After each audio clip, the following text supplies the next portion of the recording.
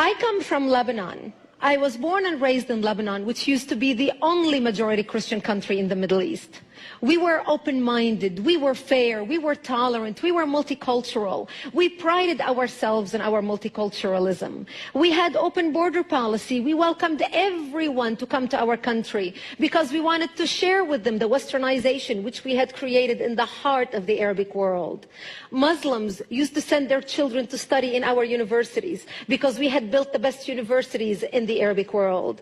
They graduated and worked in our economy because we had built the best economy in the Middle East, even though we did not have any oil. Beirut became Paris of the Middle East, the banking capital of the Middle East. In 1965, National Geographic magazine had on its front cover, Lebanon, Eden of the Middle East. Unfortunately, all this began to change as the years went by. See, we got our independence in the early 40s. But by the 60s and 70s, the Christians had become the minority and the Muslims had become the majority in Lebanon.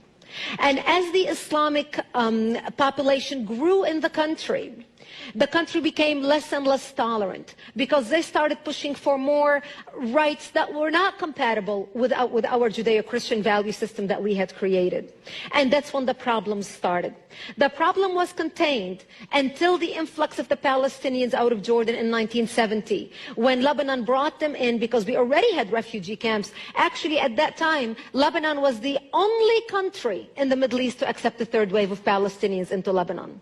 The majority of them were Muslims. They put their heads together with the Muslims in Lebanon and declared jihad on the Christians. What they wanted to do is create a base from which to fight Israel, kill the Jews, and throw them into the sea. Something they tried to do in Jordan. Yasser Arafat and the Palestinians tried to do in Jordan, but they failed because of the dictatorship of the king. Yet they were able to come to Lebanon, use our open-mindedness, our fairness, our tolerance, our multiculturalism, and our democracy to topple our democracy. My 9/11 happened to me in 1975 when radical Muslims blew up my home, bringing it down, burying me under the rubble wounded as they shouted Allahu Akbar. My only crime was that I was a Christian living in a Christian town. I ended up in a hospital for 2.5 months. And as I laid in a hospital bed, hooked up to IVs in both arms, I would ask my parents, why did they do this to us? Why did they attack us? And my father would tell me, because we are Christians, the Muslims consider us infidels and they want to kill us. So I knew since I was a 10-year-old child that I am wanted dead simply because I was born into the Christian faith and lived in a Christian town. This is something so foreign to Christians in America.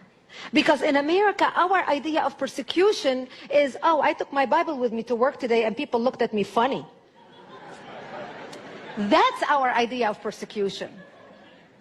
Where I come from, our idea of persecution is they want to walk into this church and start shooting at you and killing you. Just like what they're doing in Iraq right now, just like what they're doing in Egypt right now, just like what they're doing in Syria, just like what they did in Lebanon.